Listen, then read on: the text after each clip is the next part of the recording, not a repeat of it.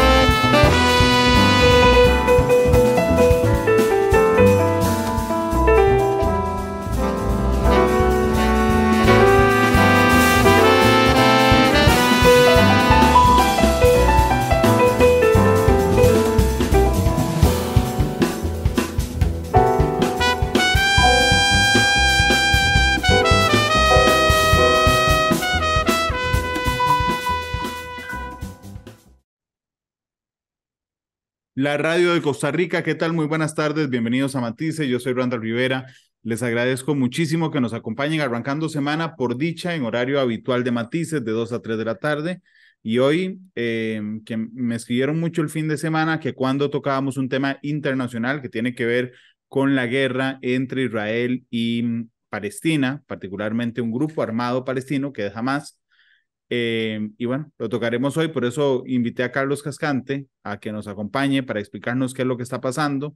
Evidentemente el conflicto árabe-israelí es, no creo que nos dé ni un año completo de programas para explicar todos los matices que tiene el conflicto, pero el mejor analista internacional está conmigo el día de hoy para ayudarnos a entender qué es lo que está pasando ahora cuando se cuentan y se cuentan y se cuentan los muertos en Gaza y los muertos en Jerusalén. Carlos, bienvenido a Matices, ¿qué tal?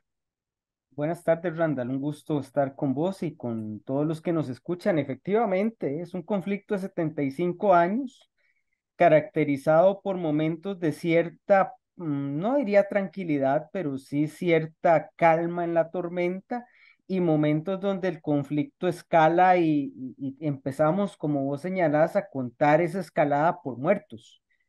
Estamos en una de esas ocasiones, quizás la escalada más grande del conflicto en los últimos 20 años, quizá, sin duda, y desde el punto de vista de Israel, el golpe más duro a la seguridad de Israel desde la guerra del Yom Kippur hace 50 años. Claro. Carlos, ¿quién es Hamas? Porque Palestina son dos territorios divididos, la Franja de Gaza y Cisjordania. ¿Quién es? Bueno, después de la fundación del Estado de Israel en 1948, ¿por qué? ¿Quién es Hamas y cuál es el Sí, papel que tiene en esto? sí, bueno, quizá explicar que la resistencia palestina que empieza a crearse después, durante el proceso de construcción del Estado de Israel, que son unos 40 años, y después de la partición que hace las Naciones Unidas, no es una resistencia unívoca, no es un solo grupo, y siempre estuvo muy dividida entre dos tipos, digamos, de combatientes. Aquellos que se habían quedado en Palestina y aquellos que huyeron de Palestina.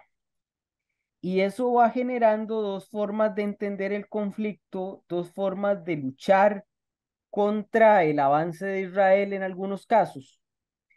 Y para la década de los 80, para la década de los 70, la OLP, la Organización para la Liberación Palestina, se convierte en un grupo, digamos, en el grupo predominante bajo el mando de Yasser Arafat. Incluso Arafat en los 70 es invitado a dar un discurso en la Organización de Naciones Unidas que reflejaba un poco su carácter de liderazgo de la resistencia palestina.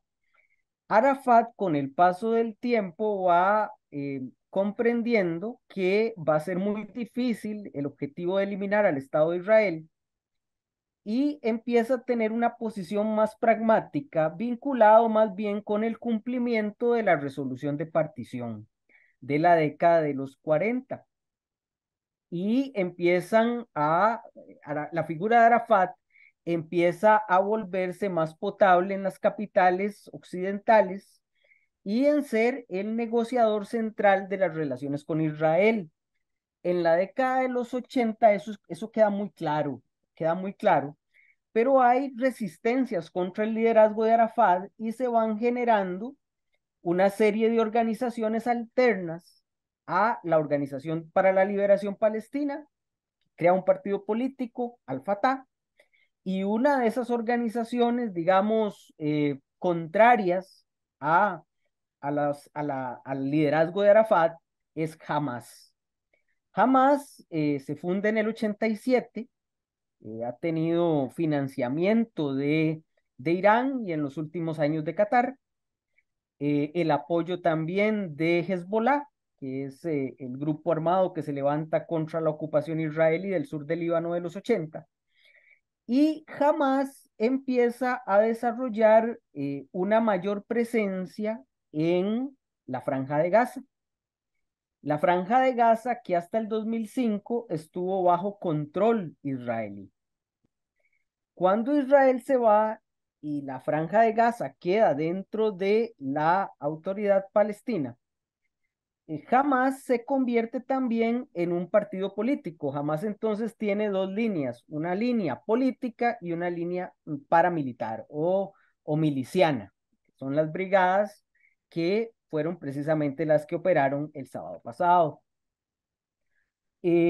Con la salida de Israel de la Franja de Gaza, Hamas retoma o toma el poder en la Franja de Gaza, políticamente hablando, y tiene un enfrentamiento directo con Mahmoud Abbas, que es el sucesor de Arafat, y con el partido Fatah, al-Fatah, de forma tal que un poco entender a Hamas es entender que la resistencia palestina no es algo unívoco y que a veces hablar de conflicto palestino-israelí hay que preguntar de cuáles palestinos y a veces en Israel de cuáles israelíes.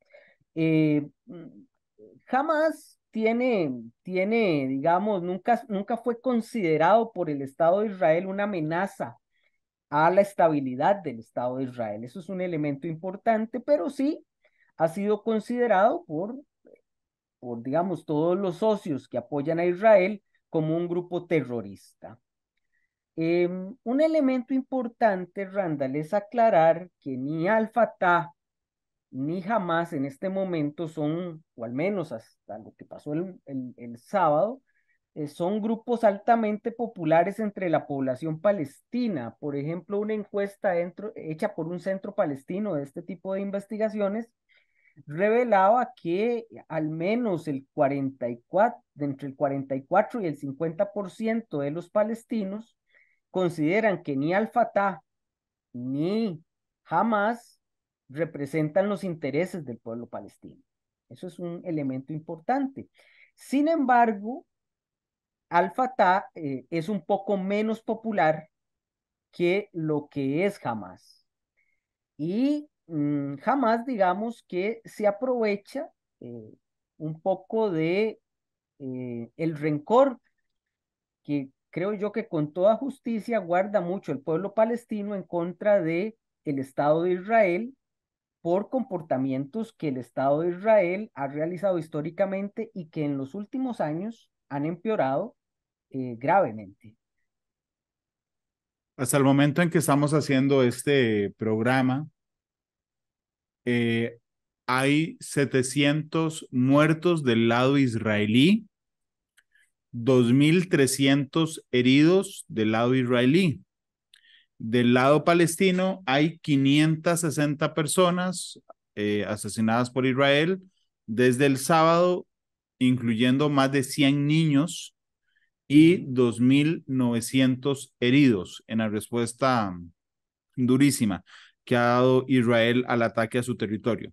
Carlos, vamos a ver, con la historia y la lucha, digamos, desde el inicio de la existencia del Estado de Israel en los 40, uno cree que Israel, la gente de Israel, las fuerzas militares de Israel y la inteligencia israelí, ¿okay?, duerme con un ojo abierto todos los días, las 24 horas.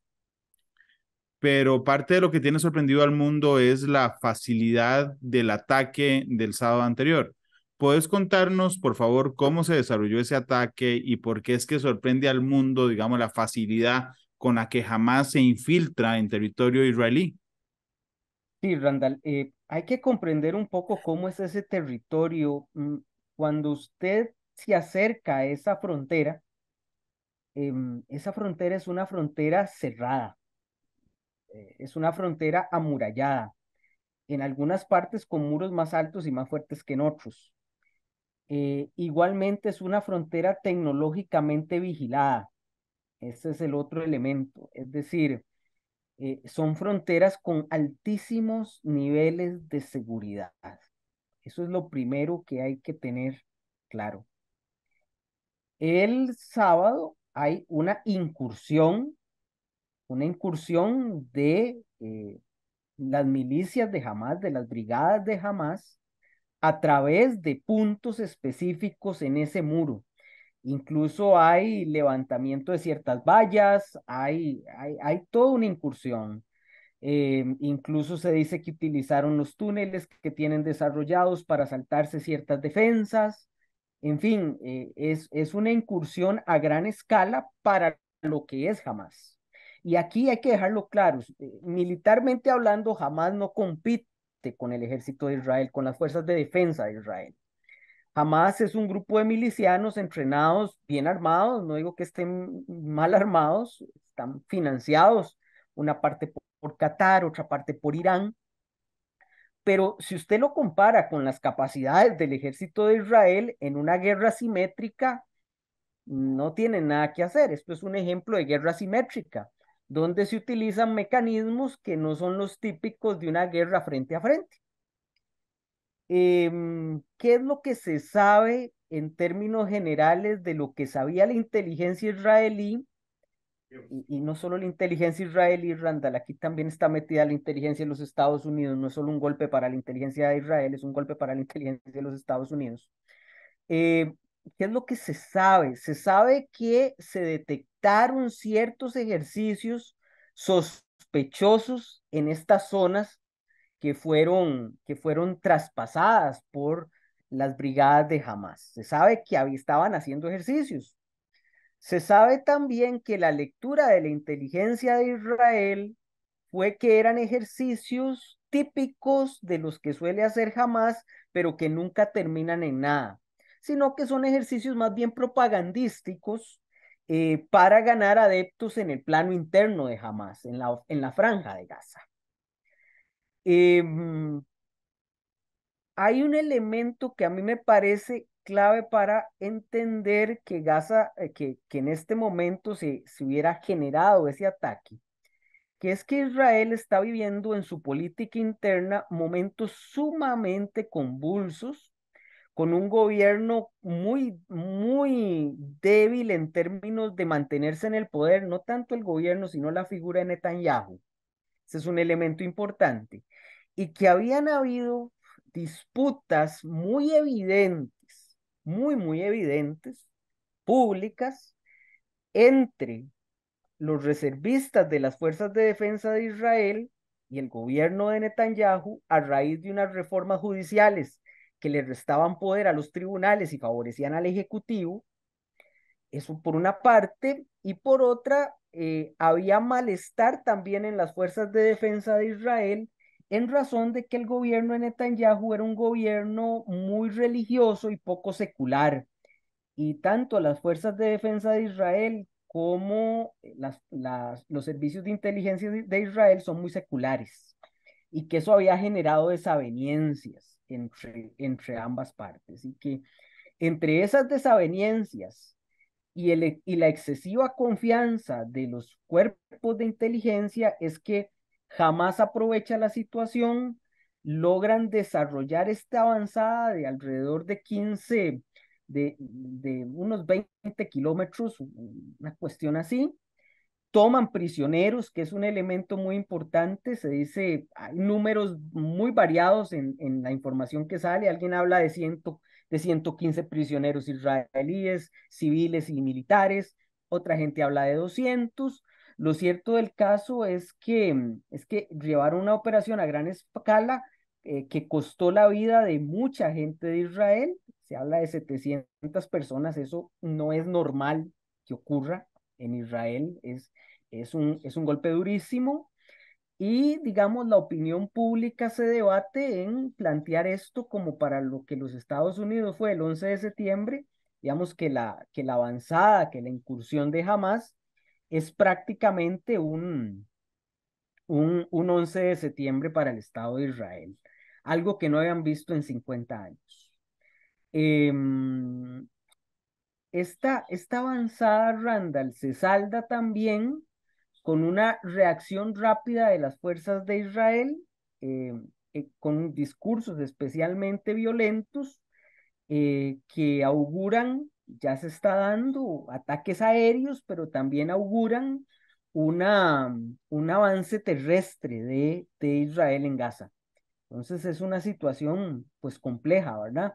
Y en Israel hay, hay estructuras para analizar el comportamiento de la inteligencia y la seguridad. Israel es un estado que cuando uno lo visita se da cuenta de que vive en alarma permanente. Es una situación muy interesante porque usted se siente seguro, pero hay una alarma permanente.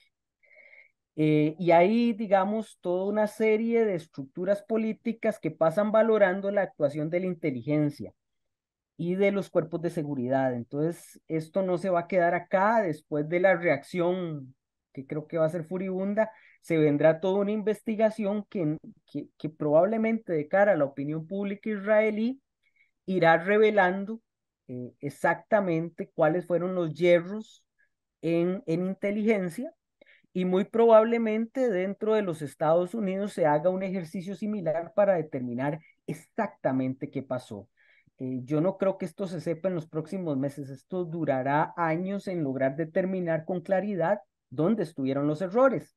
Generalmente los errores en la inteligencia están vinculados con una falsa sensación de confianza y un menosprecio a la amenaza. Pero eso son generalidades que veremos cómo se concretaron en el terreno.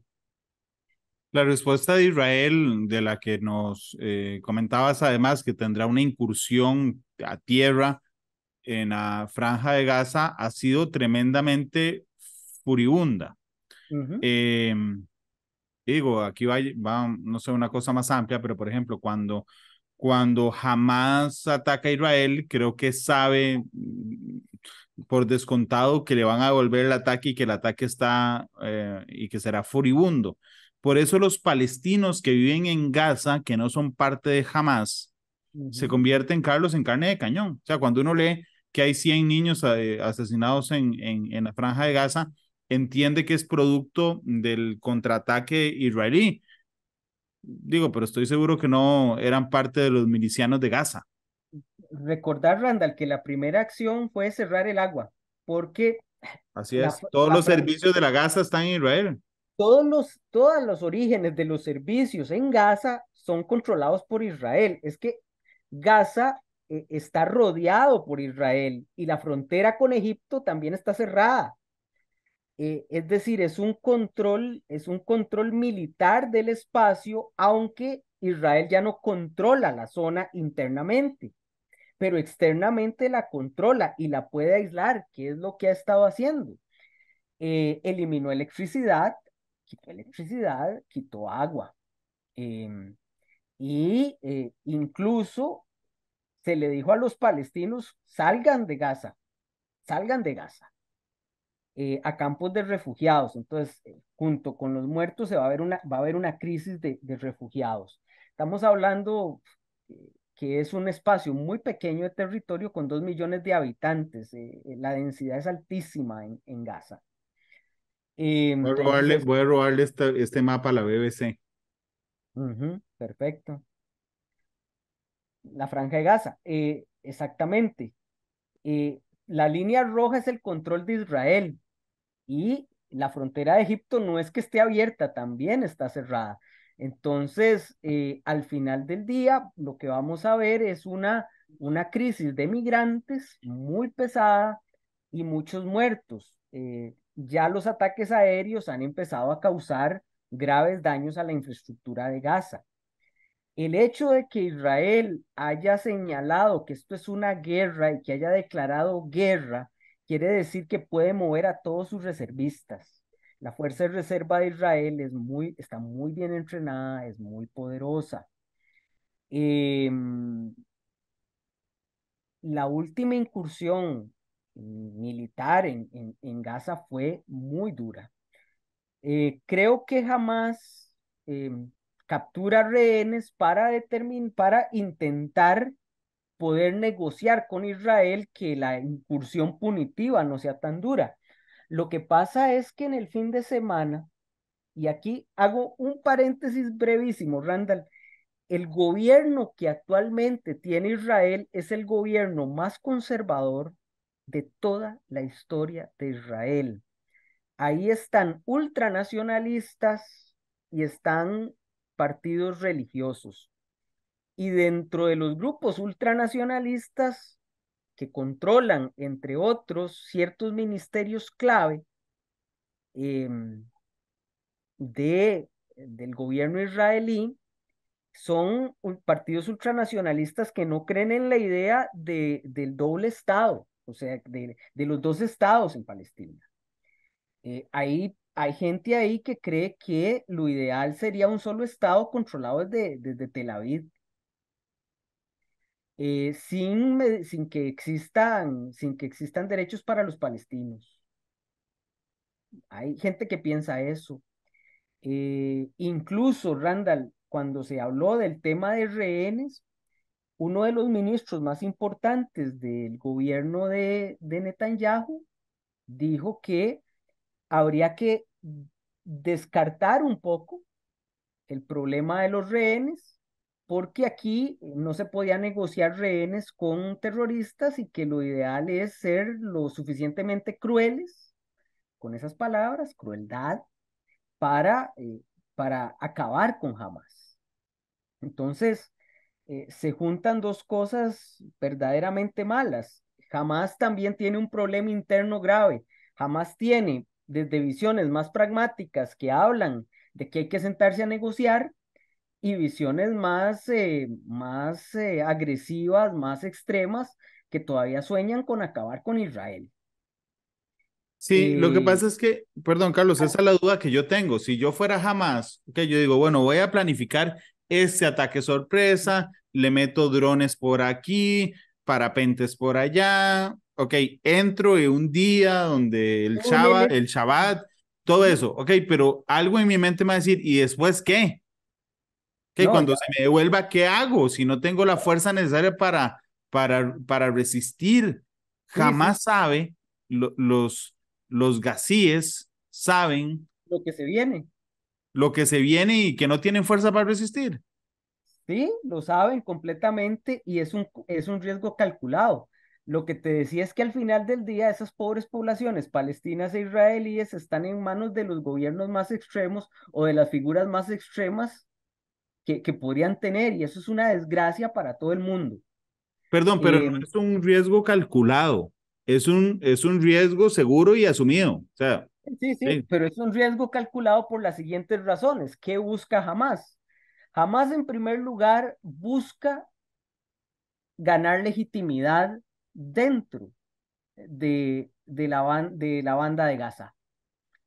Porque lo que ellos miden es que mayor odio hacia Israel son mayores réditos políticos hacia Hamas. Ese es el cálculo uno.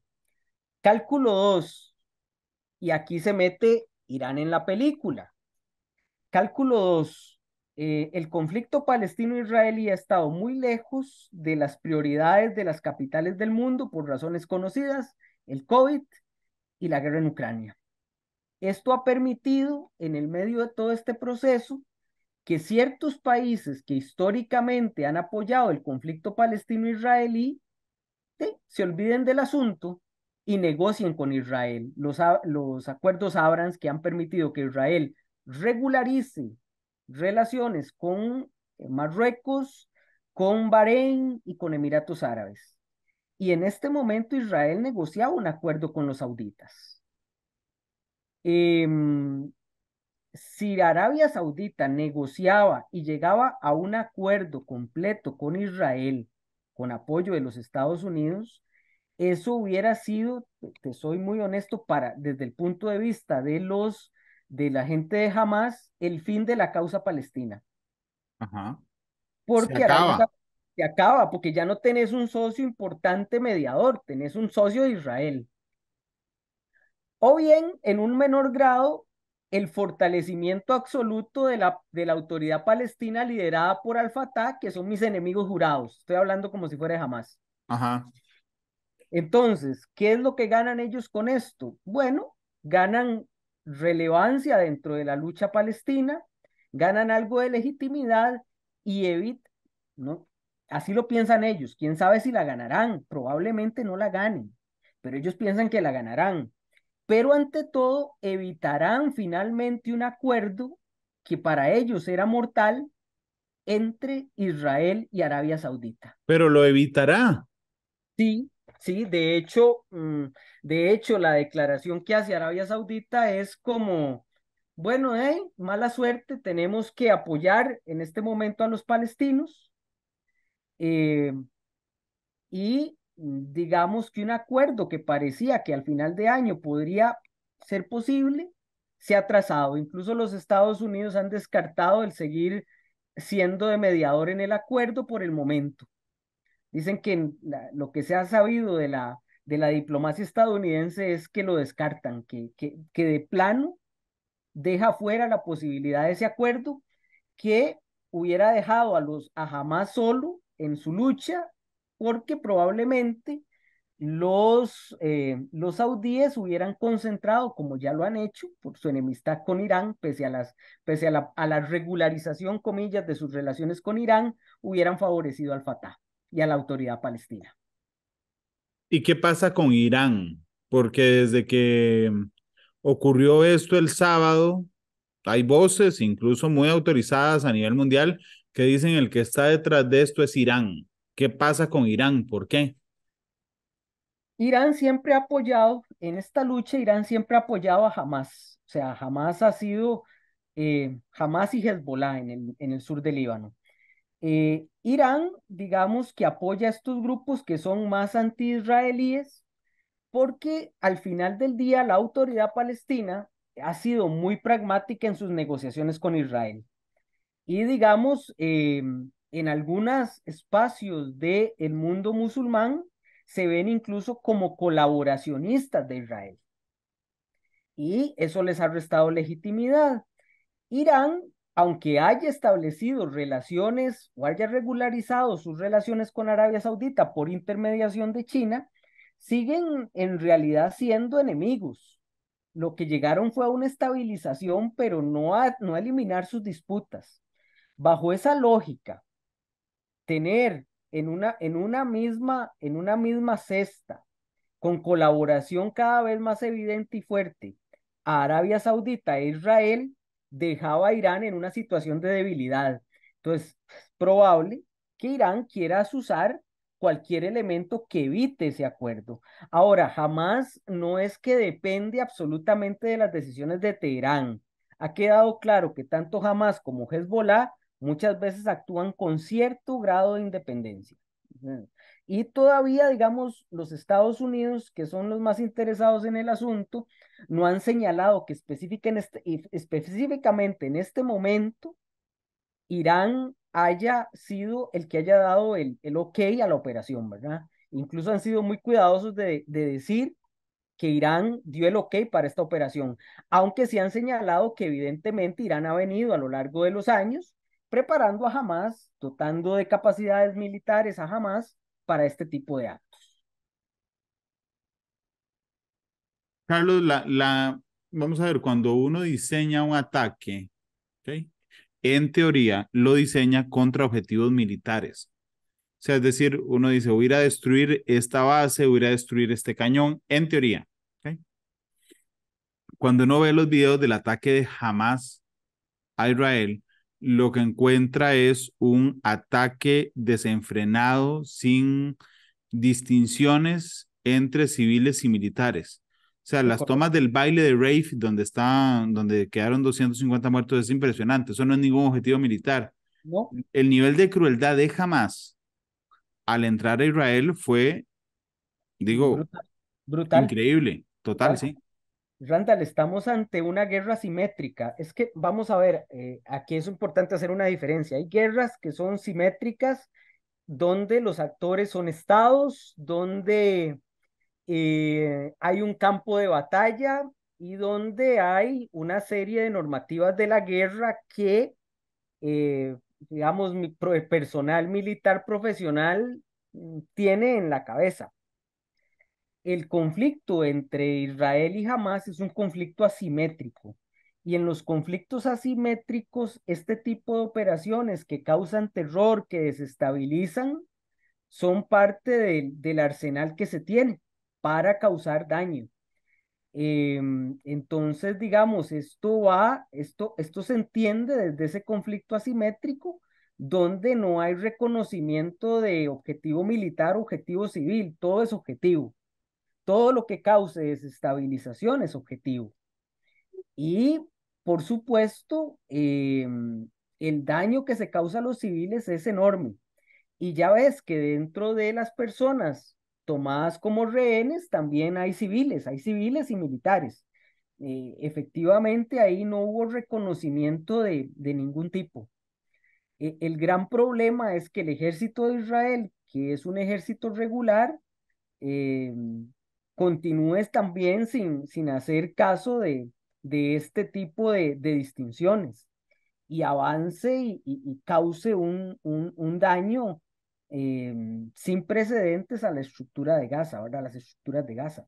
Las palabras tienen un peso impresionante, pero las primeras declaraciones del primer ministro israelí, Benjamín Netanyahu, después del ataque, dice, vamos a vengarnos. ¿Okay? Ujú, Ojo de dónde sale las palabras. La venganza no sale de decir, vamos a ir a terminar hasta todos los recursos militares que tiene Hamas. ujú. O no dice, vamos a ir No, no, no. a quitar a los responsables, a matar a los responsables. Dice, vamos a ir a vengarnos. Una Es desde el operación odio. es desde el odio, completamente desde el odio y desde la violencia. Por ejemplo, el ministro de Comercio, creo que es muy fuerte, dijo, hay que atacar con toda la crueldad que podamos para cambiar la realidad de la Franja de Gaza por los próximos 50 años. Y el ministro de Defensa, también ultranacionalista y ultraconservador, salió diciendo prácticamente lo mismo, que iban a arrasar, arrasar. Es decir, yo, Randall, me espero lo peor en estos días, y es que Israel nunca había sufrido tantos muertos en un ataque de este tipo. Son 700, y generalmente si uno ve los números de los resultados de estos enfrentamientos, tenés un número limitado de israelíes muertos Y un montón de palestinos. y un montón de palestinos. Sí. Y suena muy feo, pero es ley del talión. Y ley del talión 3.0. O sea, me causaste 700 muertos, sufrirás más allá de esos 700 muertos. De 70 veces 7. Más o menos, Claro. durísimo, ¿verdad? Carlos, Y pero es que, no sé, es tan difícil porque la complejidad del conflicto es muy, muy fuerte, ¿verdad? O es, sea, no es, vamos a resolver ni nosotros ni nadie más un conflicto de miles de años en un ataque para uno u otro lado. Pero lo cierto es que los medios, cuando dan la referencia, dice que los 700 fallecidos son más, no, son dos terceras partes de los muertos en la última intifada que fue del 2000 al 2005. ¿De qué están hablando cuando nos dicen eso? la intifada fue el levantamiento, el último levantamiento de Palestina, digamos, de grupos palestinos contra el control del Estado de Israel de ciertos territorios, generalmente vinculado con asentamientos israelíes en territorios que, de acuerdo con la resolución de partición de Palestina, le corresponden a un futuro Estado palestino. Te pongo nada más un ejemplo. Hace 2 años tuvimos un enfrentamiento, un crecimiento de esto. No se llegó a las 250 muertos y muy poco porcentaje fue israelí. Estamos hablando de un enfrentamiento de un par de semanas. Aquí ya vamos por más de 1.500 personas, 1.200, 1.300 personas registradas, ya debe haber más en un 48 horas. O sea, esto se va a saldar, Randall, con un espectro de destrucción y muerte que en este momento creo que no podemos prever. Yo realmente me siento muy compungido por todo lo que pueda ocurrir. Adicionalmente, Randall, podrían haber enfrentamientos en el sur del Líbano y en el peor de los casos, creo Esta yo misma que mañana, perdón, Carlos, esta misma mañana se confirmó que hay bombardeos en el sur del Líbano, ¿ok? correcto. Porque ya hubo intercambios de disparos entre israelíes y libaneses que ha dejado ya personas muertas. En el peor de los casos, Randall, lo que podemos tener son avances israelíes en el territorio. Es decir, que Israel vuelva a controlar la franja de Gaza, como la tenía hasta antes del 2005, y el control del sur del Líbano. Eso sería el peor de los escenarios posibles, porque eso realmente desordenaría la situación en el Medio Oriente. Mucho, mucho, mucho, pero con levantamientos en todos los países del Medio Oriente. Ya ha habido manifestaciones de las milicias chiitas en Irak, ha habido manifestaciones en otras capitales del Medio Oriente, es decir, tiene una posibilidad de explosividad muy alta. Y no veo dentro del gobierno israelí capacidad alguna de moderación. Y dentro de la sociedad israelí, las voces moderadas también se han debilitado mucho, Randall. La salida del espectro político del Partido Laborista de Israel por casos de corrupción impresentables eh, terminó de perder los equilibrios en la sociedad de Israel. De hecho, te cuento un elemento importante. Hace un año, a mí me correspondió la suerte de estar en una tesis de un estudiante en Israel que hacía su tesis comparando la cultura política entre Israel y Costa Rica en una universidad israelí de peso. Y parte de las conclusiones a la que llegaba este estudiante en una tesis sumamente interesante es que cada vez más en Israel la educación para la guerra ganaba espacios. La educación para no llegar a acuerdos nunca en el conflicto palestino-israelí ganaba espacios, especialmente gracias a una figura, digamos, ya de 20 años en el escenario político israelí, no, 20 años es poco más, que es Benjamín Netanyahu, que ha cambiado esto. Es decir, existen pocas voces de moderación en el lado israelí y del lado palestino. El enorme problema es que Al-Fatah está completamente deslegitimado también por actos de corrupción y más que nunca un 65-70% de las personas en Israel, en Palestina, no creen en la legitimidad de la autoridad palestina.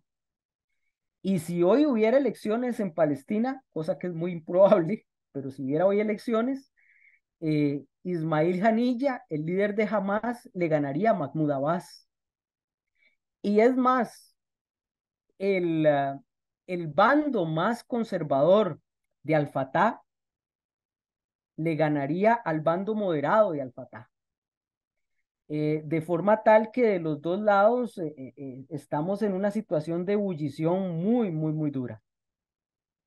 Imagínate que un 64% de la población palestina considera que la única forma de hacer algo es mediante el levantamiento armado.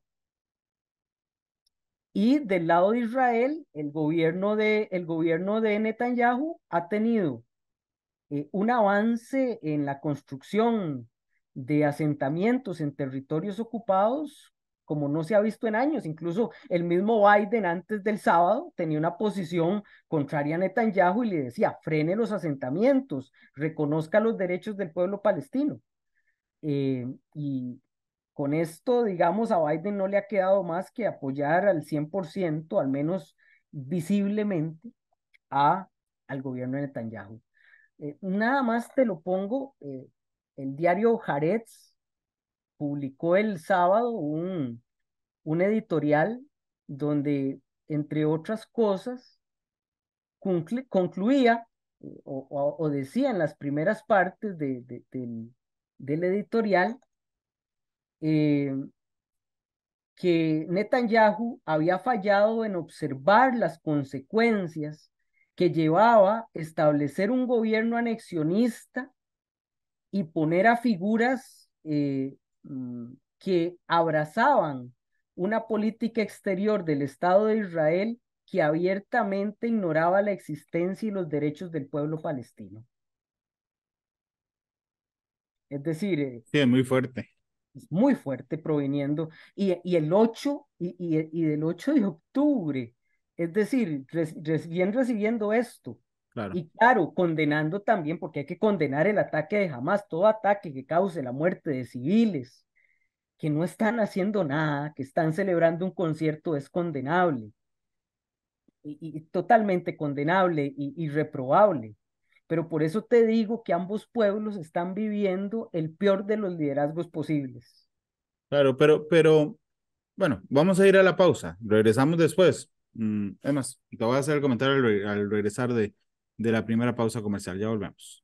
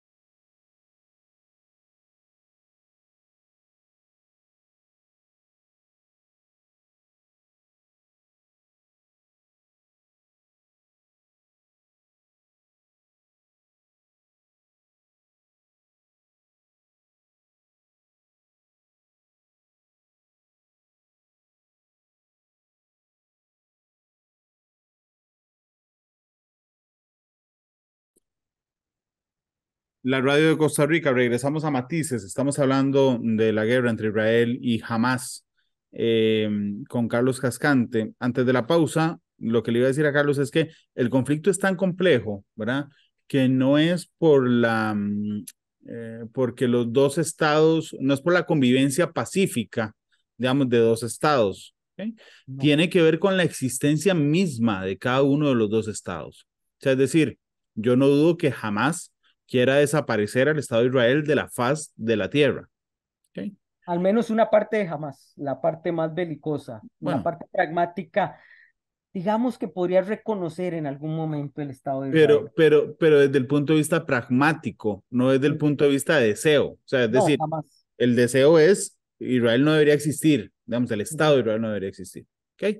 Y ahora, más que nunca, digamos, las autoridades israelíes, particularmente Netanyahu, debe pensar que hay que desaparecer de la faz de la tierra a Hamas, para no hablar de Palestina, porque la guerra es con Hamas. Yo te Es diría la que, existencia de dos.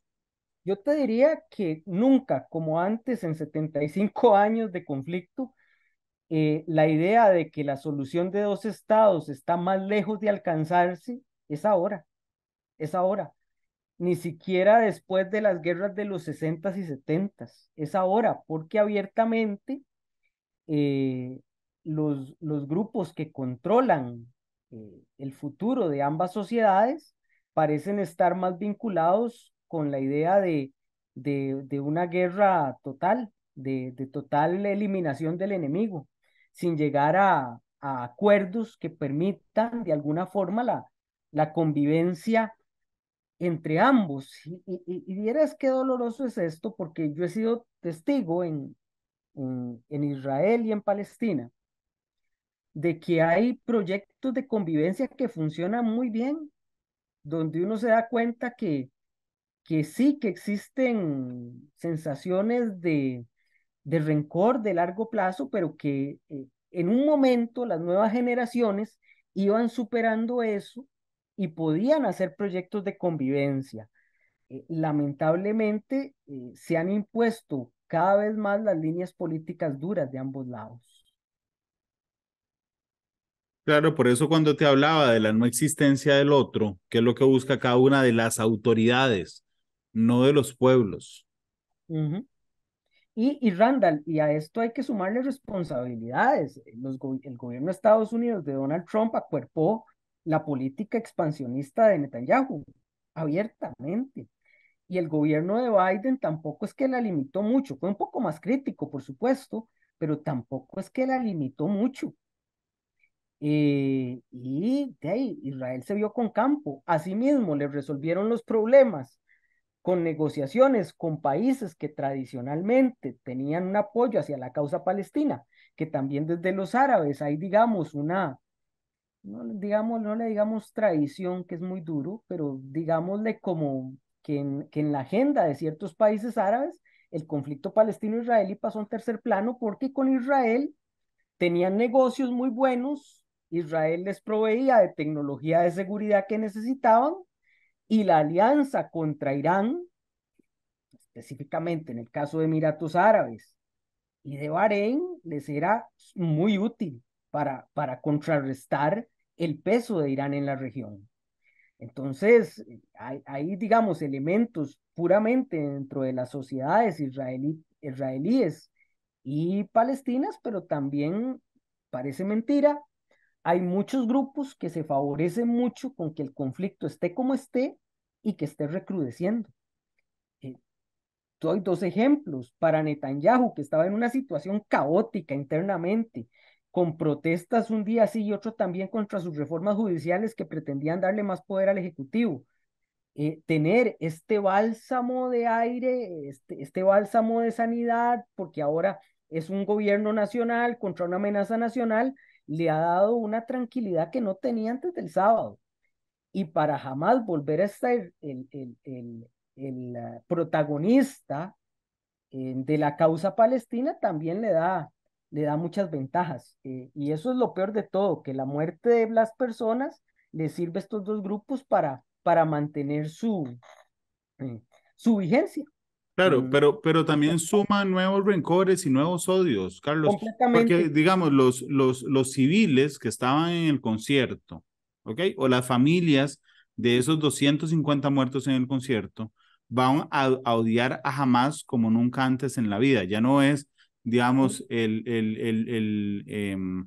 ya no es No, el odio y el rencor a largo plazo, es que ya es un rencor directo de esas no, familias. no es Cuando el Israel, rencor, no es el rencor por lo que me contaron. exactamente, Es cuando el Israel rencor devuelve el por- ataque, ok, Ujú. mata miembros de Hamas que ya de por sí estaban afiliados, digamos, a ese pensamiento, pero se van civiles y niños, lo que está creando son nuevos, lo que están creando son nuevos odios que Nuevos serán muy odios, difíciles de manejar. correcto. Hay una espiral de odio que se está creando en este momento y que, te lo voy a poner así, la gente de Israel que tiene a sus familiares retenidos en este momento no odian a Hamas, odian a los palestinos. Así es. Porque cuando usted entra en esos sentimientos, usted no se pone con esas disquisiciones que aquí las podemos hacer porque tenemos una cierta lejanía que nos permite mantener algún equilibrio, eh, y decir, bueno, es que no todos los palestinos son pro Hamas. Hay un montón de palestinos que se le oponen a Hamas. Hay una serie de grupos. No, no, no, no. En estas situaciones los que están viviendo el conflicto van a odiar directamente a, a las nacionalidades, a los orígenes étnicos. Incluso del lado palestino es peor. No van a decir el gobierno de Netanyahu conformado por gente ultrarreligiosa, ultranacionalista, sino van a decir Israel, metiendo Todavía ahí, más feo, van a decir los judíos. correcto, correcto. Y a eso le vamos a agregar en un conflicto que es marcadamente territorial, Randall, porque el conflicto Ujú. palestino-israelí es un conflicto mayoritariamente territorial, le vamos a teñir el elemento religioso que empeora la situación. Y vamos a decir que esto no empieza en el siglo XX, sino que esto es de épocas bíblicas, donde el odio ha sido evidente, cuando en realidad es un conflicto que arranca con el final del siglo XIX. Claro. Eh, es decir, vamos a crear las mitologías del odio perfectas para que esto, Randall, hoy más que nunca parezca imposible de llegar a un acuerdo. Imposible. Carlos, muchas gracias por habernos acompañado hoy. Muy interesante, muy doloroso lo que está ocurriendo, pero bueno, el análisis siempre es muy interesante. Carlos, muchas gracias. Con mucho gusto, Randall. Nada más dejo esto, si me lo permitís, un segundo. Adelante. Esto afecta a guerra en Ucrania, porque los Estados Unidos se tiene que desenfocar de la guerra en Ucrania para ponerle atención a esto. Esto va a causar problemas en los precios del petróleo, porque las bolsas van a reaccionar o han reaccionado violentamente y de alguna forma nos va a tocar. Esto no es que pase en el otro lado y no nos afecta. Son conflictos territorialmente focalizados, pero con efectos globales. Claro, y va a afectar también el tema electoral político en Estados Unidos, Mucho, indudablemente. mucho. Carlos, muchas gracias. ¿Con qué canción te gustaría irte hoy? Satisfaction de Rolling Stones. Los Rolling Stones serán quienes despidan Matices hoy. Carlos, muchas gracias. Feliz tarde Para a todos. En servirte, una hora Randall. estará disponible el podcast del programa de hoy en Spotify, Google Podcast y Apple Podcast. Feliz tarde. Todas las perspectivas, cada punto de vista. Exploramos la realidad y cada uno de sus tonos. Esto fue Matices por Radio Monumental.